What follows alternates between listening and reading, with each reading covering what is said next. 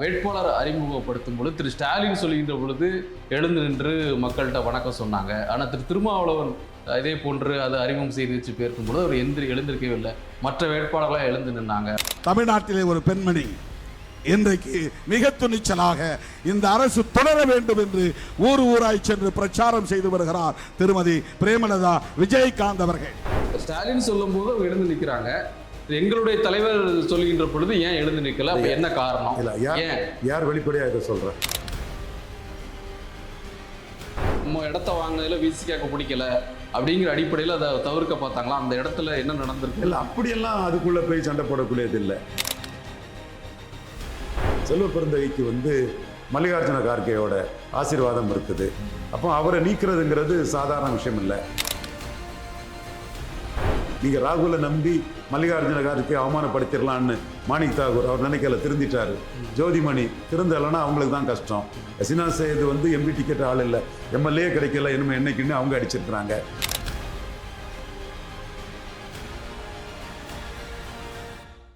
தினமணி நேயர்களுக்கு வணக்கம். இன்றைய சந்திப்பில் நம்மோடு அரசியல் திறனாய்வாளர் திரு ரவீந்திரன் துரைசாமி அவர்கள், அவரை அன்போடு வரவேற்கிறோம். சார் வணக்கம். வணக்கம் திரவியா. பிரச்சாரத்தை பொறுத்தளவில் ரெண்டு விஷயங்கள். திரு எடப்பாடி பழனிசாமியினுடைய அந்த பேச்சுகள் பெரிய அளவு விமர்சனத்துக்குள்ளாகுது. திரு ஸ்டாலின் குறித்து பேசுவதாகட்டும், திரு உதயநிதி குறித்து பேசுவதாகட்டும், உதயநிதி திரு எடப்பாடி பழனிசாமி கூட கூறிய இந்த பதில்கள், இதெல்லாம் என்னது பிரச்சாரத்தில் வழக்கமாட்டக்கூடிய ஒரு விஷயம் தானே? தரந்தாழ்ந்து போயிட்டு இருக்கு. தரந்தாழ்ந்து போறதுல யாரையும் டிஃபெண்ட் பண்ண வேண்டிய அவசியம் எனக்கு இல்லை. எல்லா தலைவர்களுக்கும் பொறுப்பு இருக்கு. தரமான பேச்சுகளை எல்லாரும் பேசுங்கிறதா என்னோட அன்பு வேண்டுகோள். திரு எடப்பாடி பழனிசாமி குறிப்பிட்டு நீங்க அதுலயும் அதெல்லாம் தேவையில்லை நமக்கு. எடப்பாடி பழனிசாமி அவர் அணியில் அவர் ஒத்தைக்கு ஒரே ஹீரோவா பேசுறாரு. அதனால 20 விழுக்காடு ஓட்டும் அவருக்கு ஓட்டுன்னு சொன்னேன். இந்த தடவை ஒரு 30 விழுக்காடு ஓட்டு என்டிஏக்கு வரும். அதுல என்ன ஓட்டு எடப்பாடி எடுக்கிறாரோ அந்த ஓட்டு எடப்பாடிக்கு ஓட்டா இருக்கும். எடப்பாடிக்கு ஓட்டு தான், வேற யாரும் அங்கே பிரச்சாரத்துக்கு இல்லை.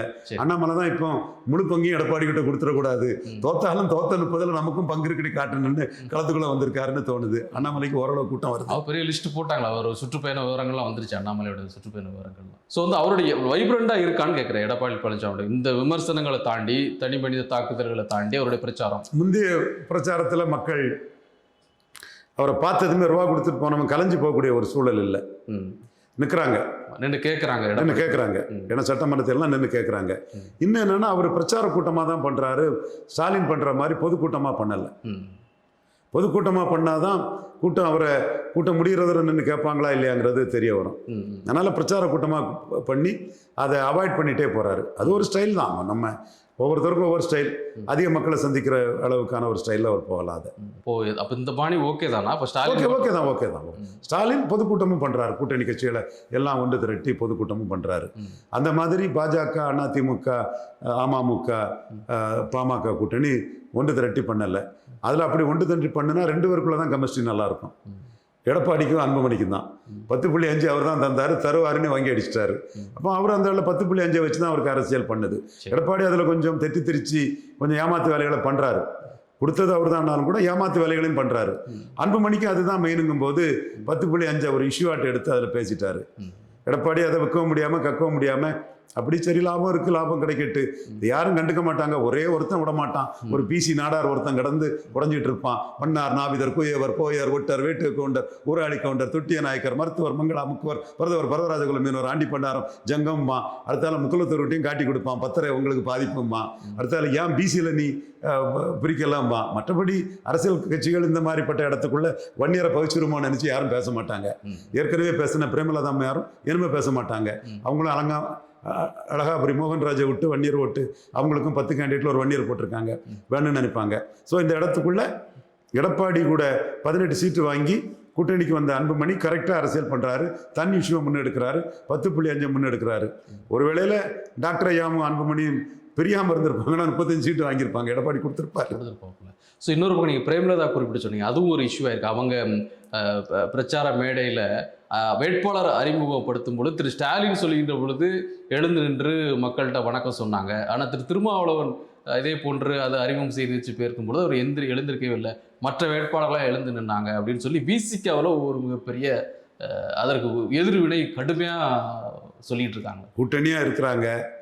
தேமுதிக வாக்கும் தெலுங்கு பேசும் நாயுடு போயர் ஒட்டர், தொட்டிய நாயக்கர், 24 மணி தெலுங்கு செட்டியார், தேவாங்கர் செட்டியார் மற்றும் கேப்டன் விஜயன் மீது பற்றுதல் கொண்ட தமிழ் சமூகத்தினர், வன்னியர், பறையர், இவங்க வாக்கள்லாம் எதிர்ப்பு வாக்குகள், ஜாதி அடையாளத்தால் எதிர்ப்பு வாக்குகள், நெகட்டிவ் ஓட்ஸ் கொண்ட விசிகாவுக்கு வந்து ஒரு பலமாக இருக்கும்.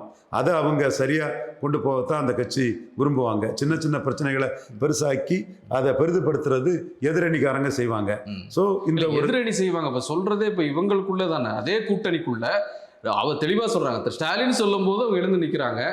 எங்களுடைய தலைவர் சொல்லுகின்ற பொழுது ஏன் எழுந்து நிற்கல? அப்ப என்ன காரணம்? இல்லை, யார் வெளிப்படையாக இதை சொல்கிறா? விசிகாவில் சரி, விசிகாவில் இணையதளத்தில் பார்த்தீங்கன்னா எல்லாரும் எழுதிக்கிட்டு இருக்கிறாங்க.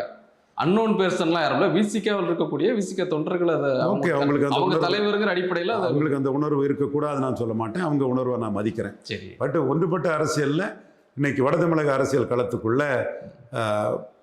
விசிகா இல்லாமலே கேப்டன் விஜயகாந்த் வந்து ஜெயலலிதாவுக்கு பறையர் வாக்குகளை டிரான்ஸ்ஃபர் பண்ணி கொடுத்தாரு. அது வரலாறு. இப்போ வெற்றி வீரராக விசிகா இருக்கிறாங்க. 10 சீட்டு வாங்கி அதில் தேமுதிகவும் பங்குக்கு வர்றது உங்களுக்கு ஒரு பிரச்சனையாக தான் இருக்கும். ஆனால் எது முக்கியம்னா வெற்றி முக்கியம். விசிகாவுக்கு 8 தொகுதி வெற்றிக்கும் தேமுதிக ஒரு முக்கியமான பங்களிக்கும். தேமுதிகவின் 10 தொகுதி வெற்றிக்கும் விசிகா பங்களிக்கும். நான் கேட்குறது அப்போ அவங்களுக்குள்ள அந்த ஒரு மைண்ட் வந்து நம்மளை டிஸ்டர்ப் பண்ணாங்க. நம்ம இடத்த வாங்கினதுல விசிகாவுக்கு பிடிக்கல அப்படிங்கிற அடிப்படையில் அதை தவிர்க்க பார்த்தாங்களா? அந்த இடத்துல என்ன நடந்திருக்கு? இல்லை, அப்படியெல்லாம் அதுக்குள்ளே போய் சண்டை போடக்கூடியது இல்லை. வெளிப்படையாக நான் சொல்கிறதுனா தான் அங்கே நடக்கும். பெரிய பாமகவா அதிமுக இருக்குது. அன்புமணி 10.5 ஓங்கி அடிச்சிட்டாரு. எடப்பாடிக்கு இது தென் மாவட்டங்களில் சிக்கல் தான். பட் அன்புமணி அதை பற்றி கவலைப்படலை. நம்ம வன்னியர் கன்சால்டேஷனில் நம்ம ஏறி போகணும்னு நினைக்கிறாப்புல. மற்றவங்க வந்து நான் வன்னியர் கன்சால்டேஷனுக்கு தான் நிற்பாங்க. நான் வன்னியர் கன்சால்டேஷனில் பிரேமலதாவுக்கும் திருமாவளவனுக்கும் பிரச்சனை இருந்தாலும் இருக்கலாம். அதை பற்றி நான் வரல. சரி, நாயுடு சமூகத்துக்கும் பறையர் சமூகத்துக்கும் பிரச்சனைகள் மிக மிக குறைவாக இருக்கும். அது நம்ம ஹேமந்த் குமார் அங்கே உள்ள நம்ம தம்பி தான். களத்தில் உள்ள யார்கிட்ட வேணாலும் கேளுங்க. இதுதான் அங்கே சோஷியல் ரியாலிட்டி. ஸோ நீங்கள் வலைத்தளங்களில் அதை பற்றி என்ன தான் பண்ணாலும் கூட இயல்பாக அந்த 52 உருவான வன்னியர் ஓட்டு அந்நியருக்கு இல்லை, அந்நியர் ஓட்டு வன்னியருக்கு இல்லைங்கிற அதுதான் போகும். அன்புமணி 18ங்கிறது தனக்கு குறவு தான். பெரிய அளவு நாம் எழும்பி வரணும்னா 10.5 தனி ஒதுக்கீடு வச்சு தான் எழும்பி வரணும்னு 10.5 எடுத்துட்டாரு. 10.5 வாரத்தில் கூட ஒரு காலத்தில் பிரேமலதா அம்மையார் வந்து அதை எதிர்த்து பேசுனாங்க. ஜாதிவாரி கணக்கெடுப்பு நடத்தாமல் கொடுத்தது தப்புன்னாங்க. ஒரு சமூக ஆர்வலராக நானும் ஜாதிவாரி கணக்கெடுப்பு நடத்து 17 இருந்தால் ஜாஸ்தி கொடு, எடுக்காமல் மற்ற மக்கள் மத்தியில் ஒரு கிளேசத்தையும் ஒரு பீதியையும் உருவாக்குறது தவறுங்கிற கருத்தை நான் சொன்னேன். இன்னைக்கு அந்த அரசியல் களம்ங்கிறது 100க்கு 100 போலரிஸ்ட் கிரவுண்டாக தான் வரும். விக்கிரவாண்டியை தான் அது எதிரொலிக்கும். இந்த விஷயம் திமுக அணிக்கடையில் ஒரு பிரச்சனையை நியூஸ் தொலைக்காட்சினாலும் மற்றவங்களை வந்து உருவாக்க நினைக்கிறாங்க. இதை சீக்கிரம் சரி கட்டி அடுத்த கட்ட வேலையை பார்க்க வேண்டியது பிரேமலதா அம்மையார் அண்ட் திருமாவளவனுக்கு பொறுப்பு. ஸோ இப்போ நீங்கள் சொன்னீங்க அதை பெருசாக பார்க்குறாங்க அப்படின்னு சொல்லி. ஸோ இப்போ அவங்க கரெக்டாக அந்த ஒர்க்கு கரெக்டாக நடக்குதா? பண்ணதான் அலையன்ஸை பொறுத்தளவுல இப்போ இன்னைக்கு பார்க்குறோம். காங்கிரஸினுடைய மகளிர் தலைவி மகிழா காங்கிரஸ் தலைவி ஹசீனா சையத் சொல்கிறாங்க, மகிழா காங்கிரஸுக்கு ஒரு இடம் கூட தமிழ்நாட்டில் வந்து கொடுக்கல. தலைவியாக இருக்கக்கூடிய எனக்கு கூட கிடைக்கல. நிறைய அரசியல் பண்ணி அதை இது பண்ணிட்டாங்க அப்படிங்கிற அதிருப்தியை வந்து சினா செய்து ரொம்ப காலம் உழைச்சிட்டு இருக்காங்க. பல இதில் எக்ஸ்போரராக இருக்காங்க. அவங்க மகளிர் காங்கிரஸுக்கு மட்டுமில்லை, சிறுபான்மை சகோதரிங்கிற முடிவில் அவங்களுக்கு கொடுத்துருக்கலாம். அது கஞ்சி எடுக்க வேண்டிய முடிவு. அந்த முடிவுக்கு எல்லாருமே வந்து செல்வ பெருந்தகை பலம் பெற்றுட்டாருங்கும் போது செல்வ பெருந்தைக்கு எதிராக எல்லாருமே நேரடியாகவோ மறைமுகமாகவோ போர்க்கொடி தூக்குறாங்க. செல்வ பெருந்தகைக்கு வந்து மல்லிகார்ஜுன கார்கேயோட ஆசீர்வாதம் இருக்குது. அப்போ அவரை நீக்கிறதுங்கிறது சாதாரண விஷயம் இல்லை. அப்படியே அவரை நாளைக்கு நீக்கணும்னா அது வந்து மேலூர் கேண்டிடேட் பொது தொகுதியில் ஒரு ஆதி தமிழர் வந்திருக்கிறார் இல்லையா, அவர் விஸ்வநாதனை வச்சு தான் நீக்க முடியுமே தவிர செல்வ பெருந்தகையை ஈஸியாக நீக்கிறலான்னு யாரும் நினைக்காண்டாம். காரணம் ட்ரைபல் ஓட்ஸு மோடிக்கு ஜாஸ்தி இருக்குது, ஓபிசி ஜாஸ்தி இருக்குது, அப்பர் காஸ்ட்டு ஜாஸ்தி இருக்குது, ஷெடியூல் காஸ்ட் ஓட்டு ராகுலுக்கு தான் ஜாஸ்தி இருக்குது. அதை கவரதுக்கு தான் எல்லா இடமும் ஷெடியூல் காஸ்ட் பிரசிடென்ட் அது இதெல்லாம் அந்த அரசியலெல்லாம் ராகுல் பண்ணுறாரு. அதில் இன்றைக்கி மல்லிகார்ஜுன கார்கே கூட ராகுல் மோத முடியாது. அந்த இடத்துக்கு வந்துட்டாரு. இனிமேல் அவர்கிட்ட அட்ஜஸ்ட் பண்ணி தான் போகணும். அவருக்கு கேண்டிடேட்டு செல்வ பெருந்தகை. அவர் தான் இன்றைக்கி இந்த கூட்டணியை காப்பாற்றியிருக்கிறாரு. நீங்கள் காமராஜ் பொள்ளாச்சி மகாலிங்கத்தை கட்சியை விட்டு நீக்கினது விளைவாட்டு சி சுப்பிரமணியம் இந்தியாவிலேயே காங்கிரஸில் ஸ்பிளிட்டை கொண்டு வந்த மாதிரி தமிழ்நாட்டிலேருந்து நீங்கள் எடுத்தேன் கவிழ்த்தேன்னு இவர் செல்வ பிறந்த விஷயத்தில் நடந்தால் இந்தியாவிலே ராகுல் காந்திக்கும் இவர் மல்லிகார்ஜுன கார்கேக்கும் ஒரு உரசல் வர்றதுக்கு வாய்ப்பு உண்டு. இதுவரை மல்லிகார்ஜுன கார்கே கட்சி நலன் கருதி தான் எல்லாம் பண்ணிட்டு இருக்கிறாரு. நீங்கள் ராகுலை நம்பி மல்லிகார்ஜுன கார்கே அவமானப்படுத்திடலான்னு மாணிக் தாகூர் அவர் நினைக்கல, திருந்திட்டாரு. ஜோதிமணி திருந்தலைன்னா அவங்களுக்கு தான் கஷ்டம். ஹசீனா சையது வந்து எம்பி டிக்கெட் ஆள் இல்லை, எம்எல்ஏ கிடைக்கல, இனிமேல் என்னைக்குன்னு அவங்க அடிச்சிருக்கிறாங்க. ஸோ அந்த அதிருப்தி செல்வ பெருந்தகை மேலே எல்லாருக்கும் இருக்குது. திருநாக்கர சொன்னேன் 10 சீட்டு எங்கள் அண்ணன் ரஜினிகாந்தை காட்டி வாங்கி கொடுத்தாலும் அவரை தூக்கி போட்டுட்டாங்க. அழகிரியை கடைசி நேரத்தில் தூக்கி போட்டுட்டாங்க. அட்டவணை பிரிவு சகோதரர் என்பதனாலையும் மல்லிகார்ஜுன கார்கேயோட ப்ரொடெக்ஷன் இருக்கிறதுனாலையும் செல்வ பெருந்தகை அசைக்க முடியல. எல்லாருமே வந்து நாங்கள் தான் உண்மையான சமூக நீதி புரட்சின்னு பேச முடியுமே தவிர அதை தாண்டி பேசி இருக்கிற ஒரு மல்லிகார்ஜுன கார்கே நடக்காது. அதனால எல்லாருமே பொறுமிக்கிட்டு என்ன செய்ய ஏது செய்யன்னு கதறிட்டு இருக்கிறாங்க, கட்சிக்கு கட்டுப்படுவோங்கிறாங்க. ஸோ அங்கே மல்லிகார்ஜுன கார்கேயும் சில இடங்களில் தன்னை அசெப்ட் பண்றாரு. அதில் ஒன்று தமிழ்நாடு, அதில் அவர் ப்ரொடெக்ட் பண்ணி இருக்கிறது செல்வ பெருந்தகை. ஸோ செல்வ பெருந்தகை மாற்றணும் நீங்கள் சண்டை போட்டிங்கன்னா அது ராகுல் மல்லிகார்ஜுன கார்கே சண்டையாட்டே நாளைக்கு வந்துடும். நிச்சயமா நிறைவா டீட்டெயிலாக இன்னொரு நாள் நம்ம பேசலாம். ஆனால் அந்த தேர்தலை பொறுத்தளவில் மண்டல வாரியா நீங்கள் வந்து எப்படி கணிக்கிறீங்க? இப்போ சவுத்தை பொறுத்தளவு எப்படி இருக்குது நிலவரம்? Clean sweep in favour of DMK alliance. தென்மண்டலம் எடப்பாடிக்கு எந்த ஜாதிகிட்டையும் ஆதரவு இல்லை. நாடார்கள் எடப்பாடி சவுத்து தான் கேட்குறேன். சவுத்துல எந்த ஜாதிகிட்டையும் எடப்பாடிக்கு ஆதரவு இல்லை. நார்த்தில் வன்னியர்களின் பெருந்தலைவராக இருக்காரு. ஐயோ, அது எப்படி நம்ம கண்ணெதிர உள்ள உண்மையை மறைச்சு சொல்ல முடியும்? நாடார்கள் எடப்பாடிக்கு எதிராக போர்க்கோலம் போட்டு இருக்காங்க. நாடார்கள் பெரிய கருத்துருவாக்கத்திலையும் மற்றவங்களை இன்ஃப்ளூயன்ஸ் பண்ணதிலையும் ஒரு பவர்ஃபுல் காஸ்ட்டு. தேவர்களை இவர் அடிச்சுட்டாருங்கிறதுக்காக நாடார்கள் வந்து தேவருக்கு எதிராக நெகட்டிவாக போக தயாராக இல்லை. இதுதான் அவருக்கு பெரிய அடி. முன்னாடி வந்து டிடிவி தான் ஒரு முக்கியமான ஃபேக்டராக இருந்தார் பல இடங்கள்ல, இல்லை ஒரு சில இடங்கள்ல அதிமுக தோல்விக்கு அவர் பிரித்த வாக்குகள் முக்கியமான காரணம். நீங்களும் கூட சில இடங்களில் பதிவு பண்ணியிருக்கீங்க. ஆனால் இப்போ கூட இருக்கிறாரு 21க்கு பிறகு 24 வந்துட்டு 24 தான் பொலிட்டிக்கல் டைரக்ஷன் மாறுது.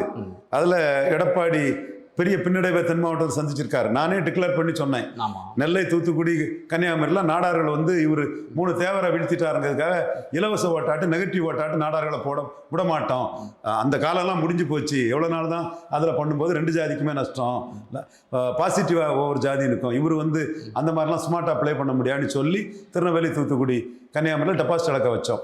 இப்பவும் நாடார்கள் வந்து பெரிய அளவில் எடப்பாடிக்கு எதிராக தென் மாவட்டம் ஃபுல்லாக நிற்கிறாங்க. கன்னியாகுமரியில் ஒரு நாடாரு கூட அவர் டிக்கெட் கொடுக்கல. 5 தொகுதியும் கூட்டணிக்கு பண்ணிட்டாரு. இதற்கு அவர் கட்சிக்காரங்களை நான் குறை சொல்ல மாட்டேன். அவர் தான் இந்த இதுக்கு காரணம்.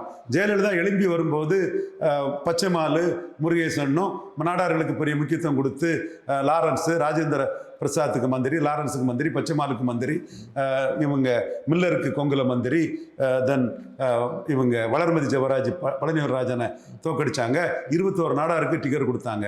திருநெல்வேலியில் கன்னியாகுமரியில் எந்த நாடாருக்கும் எடப்பாடி கொடுக்கல. தென் திருநெல்வேலியில் நாடார் நிற்கக்கூடிய தொகுதியில் டிடிவி கொடுக்க வேண்டிய கம்பல்ஷன். அது நாடாருக்கு வந்து நாங்குநேரி ஒரு சென்சிட்டிவ் தொகுதி. எம்ஜிஆரே வந்து வேலையான ஒரு தேவரை விட்டு ஜான் வின்சென்ட் கிட்ட தோத்த ஒரு தொகுதி. அப்போ அந்த இடத்துல நாடார் சென்டிமெண்ட் கன்சால்டேட் ஆவாங்க. அந்த உணர்வு தெரியாமல் ஜெயலலிதா அம்மையார் அதை தெரிஞ்சதுனால நடேசன் பாலராஜுக்கு டிக்கெட் கொடுத்து மந்திரி ஆக்குனாங்க, மாணிக்கராஜுக்கு டிக்கெட் கொடுத்தாங்க. இவர் தேவருக்கு தான் அந்த சீட்டு போகணுன்னு கூட்டணி கட்சி கொடுத்து விட்டுட்டாரு. இந்த மாதிரிப்பட்ட எஸ்ஐ சுப்பியா அவர் நல்ல செல்வாக்கான தலைவர். அம்பாசமுத்திரம் அது நம்ம அதில் யாரையும் அந்த இது பண்ணி வேட்பாளர்களே வந்து பார்த்தீங்கன்னா 5 வேட்பாளர் கூடிய ஒரு தொகுதி. அந்த தொகுதியிலையும் நாடாருக்கு வாய்ப்பு இல்லாமல் பண்ணிட்டாரு. அதான் சுப்பியா கேண்டிடேட்டாக நான் அவரை குறை சொல்ல வரம்பில்ல. தென் பார்த்தீங்கன்னா விருதுநகர் டிஸ்ட்ரிக்ட்ல நாடார் இல்லை. அதே வேளையில் கலைஞர் மாதிரி ஆண்டி நாடார் பண்ணாமல் ஸ்டாலின் புறோ நாடார் பண்ணுறாரு. ஃபர்ஸ்ட் கான்ஸ்டியூஷன் அமெண்ட்மெண்ட் காமராஜ் பண்ணி கொடுத்தனால தான் தேவர், வன்னியர், நாடார், வெள்ளாள கொண்டிருக்கலாம் உயர்வுங்கிறத ஸ்டாலின் முதல் அரசியல் சட்ட திருத்தத்தின் தந்தை காமராஜ்னே சொல்கிறது மட்டுமில்லை. கன்னியாகுமரியில் மாவட்ட செயலாளர் மகேஷ் இந்த நாடார் கேண்டிடேட்டு, நார்கோவிலில் ஆஸ்டின், அதே மாதிரி காங்கிரஸ்னாலும் சரி மற்றனாலும் சரி 18 நாடார்களை கேண்டிடேட்டாக போட்டிருக்காங்க. இவங்க எடப்பாடி வந்து ஜெயலலிதா 21 நாடார்களை தோத்தம் பிறகு எழும்பி வர்றதுக்கு போட்டாங்க. இவர் 13 நாடார் தான் போட்டிருக்காருன்னா நாடார்கள் ஓட்டு நெகட்டிவாக கிடைக்கும்னு அவர் நினைக்கிறாரு. அது நடக்காது.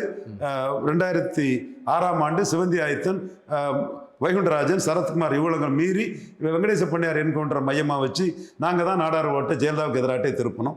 இப்பவும் நாடார்கள் தங்களை அரசியல் அதிகாரம் நிலைக்கணும்னா, மேலும் பலப்படணும்னா எடப்பாடியை தோக்கடிக்கணுங்கிற கருத்தை கொங்கு நாடார் உட்பட, சிட்டி நாடார் உட்பட எல்லாத்துக்கிட்டையும் நாங்கள் தெளிவுபடுத்திட்டு இருக்கோம். அது மட்டுமல்ல, பாஜகவும் வந்து நீங்க அதுக்காக அதை முயற்சிகளை பண்ணிட்டு இருக்கிறீங்க. கள சூழல் அப்படி இருக்கான்னு கேட்குறேன். கண்டிப்பாக கள சூழல். நாம இந்த கம்யூனிட்டி ஓட்டில் ஒரு கருத்தை சொன்னோம்னா அந்த கம்யூனிட்டி உணர்வை தெரிஞ்சு தான் சொல்லுவோம். நம்ம பர்சனல் இதை அங்கே ஒன்றும் திணிக்க மாட்டோம். அதனால தான் வைகுண்டராஜனே 2006ஆம் ஆண்டு என்கிட்ட சொன்னார், அண்ணே சிவந்தியாயத்தை என்ன சரத்குமாரை மீறி நீங்கள் ஜெயித்திட்டீங்களேன்னு சொன்னார். அதனால நான் ஜெயிக்கலண்ணே, அந்நியார் என்கவுண்டருக்கு எதிராக அதிமுகவுக்கு எதிராக உணர்வு இருந்து அந்த உணர்வை என் முகத்தை வச்சு நான் வெளிப்படுத்தணும்னே.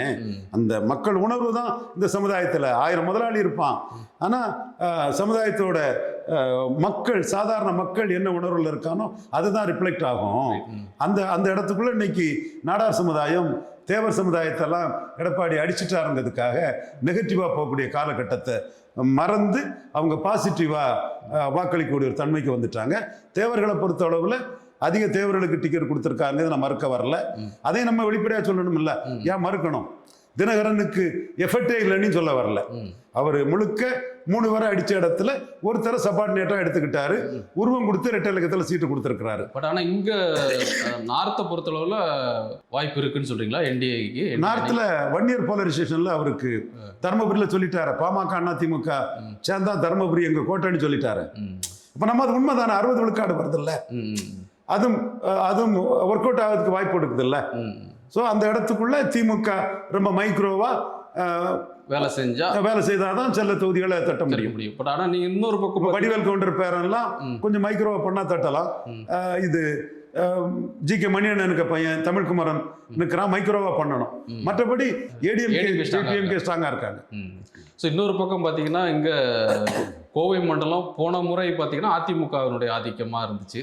இந்த முறை அதை மாற்றுவதற்கான சில முயற்சிகளை திமுக சில ஸ்ட்ராட்டஜிலாம் பண்ணி வச்சிருக்கிறாங்க. செந்தில் பாலாஜி உள்ள இருக்கிருக்காங்க. ஸோ கோவையிலேயும் அதை மாதிரி சேஞ்சஸ்க்கான வாய்ப்பு இருக்கா? இல்லை கோவையில் போன முறையிலேருந்து இந்த முறையிலோட வித்தியாசம் என்னன்னா, ஒற்றை தலைமையானதில் நான் வெள்ளாள கவுண்டர்கள் வந்து எடப்பாடிக்கு எதிராக போயிட்டாங்க. அது ஓபிஎஸ் அடித்தது முக்குலத்தோர் அடித்ததாக பார்க்கல. ஒரு நான் வெள்ளாள கவுண்டர் 50%, ஒரு வெள்ளாள கவுண்டர் 50%. ஐயா முக்குலத்தோர் சமுதாயம் தான். அப்படி ஒரு ஆசுவாசம், திருப்தி, பொதுவான கட்சி, எம்ஜிஆருக்கு ஜெயலலிதாவுக்கு விசுவாசி அப்படின்னு இருந்தாங்க. இவர் மொத்தமாக இது அவர் அடிச்சுட்டு எடுத்ததும் கிராப்பருங்கிற இடம் வந்துட்டு. இதுதான் ஈரோடு கிழக்கிலே நடந்தது. 10 விழுக்காடு பறையர்கள் தான் ரெட்டலைக்கு போட்டாங்க, 10 விழுக்காடு அருந்ததியை தான் போட்டாங்க, 10 விழுக்காடு நாயுடு, 10 விழுக்காடு செங்குந்தர் தான் போட்டாங்க, 65 விழுக்காடு கொங்கு வேளாளர் போட்டாங்க, 65 விழுக்காடு வன்னியர்களும் போட்டாங்க. நம்ம நேர்மையாக சொல்றதுனால தான் இந்த வன்னியர் போட்டாங்கன்னு மறைச்சு சொல்லிட்டு போகலாம். அப்போ நம்ம நிற்க முடியாது, உண்மையை சொன்னாதான் நிற்க முடியும். அப்போ அந்த இடத்துக்குள்ள 2 வார்டிலே உள்ள வன்னியர்களே 65 விழுக்காடு போட்டுட்டாப்புல. பட் அதிமுக வந்து 5 விழுக்காடு வாக்கு குறைஞ்சிது டோட்டலா. ஸோ அந்த தன்மை வந்து ஓபிஎஸ்ஸை நீக்கினதுமே மாற ஆரம்பிச்சிட்டு, அதோட வெளிப்பாடு திரும்ப 2024 தெரிஞ்சது. இப்போ நாம எழுப்பக்கூடிய இந்த கேள்வியும், பொன்னார் தான் மோடிக்கு 2 எம்பியை எடுத்து கொடுத்தாரு, பொன்னாருக்கு தியாகம் எந்த வகையிலையும் குறைஞ்சதில்லை, யாருக்கும் குறைஞ்சதில்லை. சிபிஆருக்கு தியாகம் பெருசு தான். பொன்னையாருக்கு யார் ராஜ்யசபா கொடுத்து பாஜக அமைச்சராக்கலங்கிறதெல்லாம் நாடார்கள் பாஜக மேலே அதிருப்தி காட்டினாதான் கொங்கு நாடார்கள் நம்ம அரசியல் அரங்கத்துக்குள்ள நமக்கு முக்கியத்துவம் கிடைக்கும் அப்படிங்கிற உணர்வு இப்போ வரும்போது, என்னோட பார்வையில் அந்த ஈரோடு கிழக்கில் உள்ள போலரைசேஷன் வந்து இந்த ஜெனரல் எலெக்ஷன்ல உச்சகட்டம் அடையும் நான் பார்க்குறேன். ஸோ அது அதே மாதிரி விக்கிரவாண்டி போலரைசேஷன் தான் வட தமிழகத்தில் உச்சகட்டம் அடையும்னு பார்க்குறேன். அந்த மாதிரி பிடிக்கிறீங்க.